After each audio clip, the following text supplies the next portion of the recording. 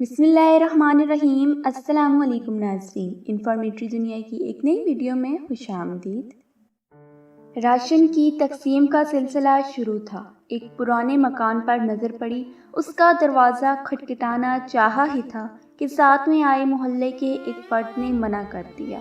پوچھنے پر وہ کہنے لگا، صاحب رہنے دیں، یہ ایک فاحشہ عورت کا گھر ہے، اس کو بہت جگہ سے راشن آتا رہتا ہے۔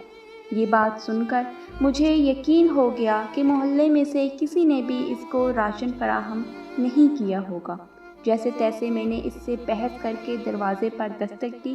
اندر سے دھیمی سی آواز آئی، کون؟ میں نے بتایا، راشن سپلائی کر رہے ہیں، آپ لینا پسند کریں گی؟ تو انتہائی غمگین سی آواز آئی کہ آپ واپس چلے جائیں، پہلے ہی اس محلے میں لوگ ہمیں جینے نہیں دیتے، ہم گزارا کر لیں گے، آپ مہربانی کر کے محلے کے شرفا میں راشن تقسیم کر دیں۔ اس کے لہجے کی یاسیت کو محسوس کر کے میں نے بضد ہو کر کہا، آپ مجھے اپنا بھائی سمجھیں اور محلے داروں کی فکر نہ کریں۔ بہت اصرار کرنے کے بعد اس عورت نے اپنی بیٹھک کا دروازہ کھولا اور ہم نے راشن اور آٹے کا تھیلا وغیرہ اس کے گھر رکھ دیا۔ وہ عورت خود پردے میں آئی اور شکریہ ادا کرنے لگی، لیکن دل مطمئن نہیں تھا کیونکہ وہ باپردہ عورت لگ رہی تھی۔ محلے کا ایک فرد بھی میرے ساتھ تھا جو بار بار مجھے چلنے کے لیے کہہ رہا تھا۔ اس فرد کی باتوں کو نظر انداز کر کے میں نے جوں تو ہمت کی اور اس عورت سے پوچھ لیا کہ بہن، آپ نے ایسا کیوں کہا کہ آپ کے گھر میں راشن موجود ہے؟ کہنے لگی، بھائی گھر میں آلو پڑے ہیں جو پچھلے ایک ہفتے سے بنا کر کھا رہے ہیں، محلے میں سے کسی نے خبر تک نہ دی، عورتیں میرے گھر نہیں آتی۔ اب میں نے پوچھا، ایسا کیوں ہے میری بہن؟ وہ بے کس عورت آنکھوں میں آنسو لیے بولی، میرے خاوند کو وفات پائے 2 سال کا عرصہ ہو گیا ہے۔ اس وقت بہت حالات اچھے تھے، میرے 2 بچے ہیں، کچھ وقت ٹھیک گزرا، میرے والد میرے لیے جتنا کر سکتے تھے کرتے رہے۔ ان کی وفات کے بعد حالات خراب ہونا شروع ہو گئے، بچوں کا اور گھر کا نظام سنبھالنا مشکل ہو گیا۔ اسی طرح ایک دن میرے خاوند کا قریبی دوست کچھ عرصے بعد باہر سے آیا۔ اس نے مجھ سے بہت افسوس کیا اور مجھے کچھ پیسے دے کر چلا گیا۔ پھر وہ کچھ دن بعد آیا اور مجھے گھر کا کچھ راشن دے گیا۔ دوسری دفعہ لوگوں نے جب میرے دروازے پر گاڑی کھڑی دیکھی تو طرح طرح کی باتیں کرنا شروع کر دی۔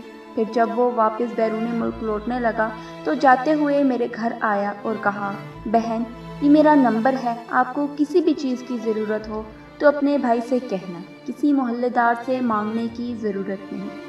جب وہ باہر نکلا تو محلے کے لوگوں نے اسے پکڑ کر مارنا شروع کر دیا کہ تم نے ہمارے محلے میں گند مچایا ہوا ہے۔ یہ سن کر میں نے چلانا شروع کر دیا کہ تم لوگوں نے میرا حال تک نہ پوچھا، اور اگر کوئی بھائی بن کر میرا خیال کر رہا ہے تو تم اسے بھی مار رہے ہو۔ شرم سے میری جان نکلی جا رہی تھی کہ اتنی ہمدردی کا یہ صلہ ملا اسے۔ وہ بھائی ان کو سمجھاتا رہا کہ یہ میری بہن جیسی ہیں، لیکن محلے کے لوگوں کو جیسے ایک تماشا مل گیا تھا لگانے کو۔ خیر، وہ جان چھڑا کر وہاں سے چلا گیا۔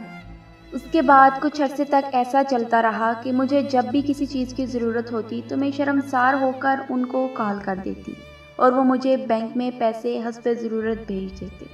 پچھلے 2 ماہ سے ان کو کال نہیں کی، اور پھر یہ وائرس کا مسئلہ ہو گیا تو سنا کہ ان بھائی کے ملک کے حالات زیادہ خراب ہیں۔ دوبارہ میری ہمت نہ ہوئی کبھی ان کو کال کرنے کی۔ اب بغیر بیوہ سمجھ کے کوئی میری مدد کرنا بھی چاہے تو محلے والے مجھے غلیظ نظروں سے دیکھتے ہیں، اور محلے میں اتنے شرفا ہیں کہ ہر کوئی گزرتے ہوئے میرے دروازے پر جھانک کے جاتا ہے، باہر جاتے ہوئے مجھے گھورتے ہیں، اپنی عورتوں کو میرے گھر نہیں آنے دیتے۔ یہ وائرس تو بہانہ رکھا ہے اللہ نے ہمیں راشن بھیجنے کا، ورنہ ضرورت کا سامان تو بالکل ختم ہونے کو ہے۔ کچھ دنوں سے اس بھائی کو کال ملانے کا سوچا، لیکن ضمیر نے گوارا نہ کیا۔ سوچا کہ پتہ نہیں ان کے اپنے حالات کیسے ہوں گے۔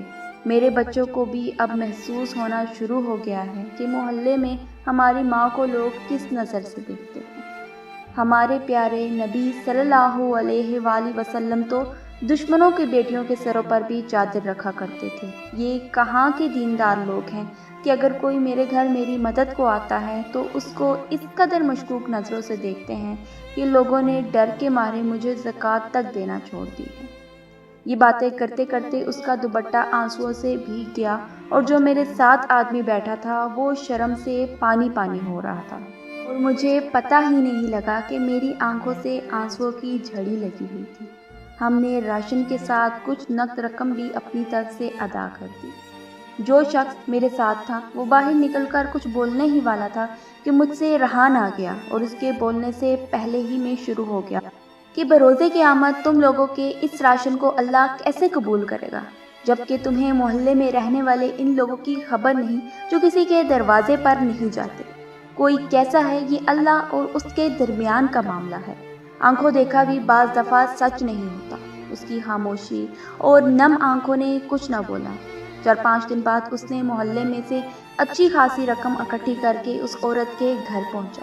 बेशक अल्लाह ही जानता है सबके दिलों के हाल। यहाँ पर मैं एक आखिरी बात करना चाहूँगी कि खुदारा दिल नरम कीजिए और अपने इर्द गिर्द मौजूद ज़रूरतमंदों का ख्याल रखें। उस वक्त का इंतज़ार ना करें जब कोई औरत बच्चों की भूख से मजबूर होकर घर की दहलीज से बाहर निकलकर हाथ फैलाए और फिर मुआशरे में मौजूद कुछ भेड़िए फकत चंद नवालों की खातिर उससे उसका सब कुछ छीन लें। हाथ जोड़कर इल्तिजा है कि खुद बाहर निकलें और ऐसे लोगों को तलाश करें। रातों को अपने मोहल्ले का चक्कर लगाएं और बच्चों के रोने की आवाज़ सुनकर और खाली बर्तनों की आवाज़ से अंदाज़ा लगाएं कि इनको राशन की ज़रूरत होगी या नहीं। तो नाजरीन, आपको आज की वीडियो कैसी लगी कमेंट में अपनी राय का इजहार ज़रूर कीजिएगा और अगर वीडियो पसंद आई तो हमारे चैनल इन्फॉर्मेटरी दुनिया को सब्सक्राइब भी ज़रूर कीजिएगा और बेल आइकन पर क्लिक करना बिल्कुल ना भूलिएगा, क्योंकि अगर आप बेल आइकन पर क्लिक नहीं करेंगे तो हमारी वीडियोज़ की नोटिफिकेशन आप तक नहीं पहुँचेगी। दुआ में याद रखिएगा। अल्लाह हाफिज़।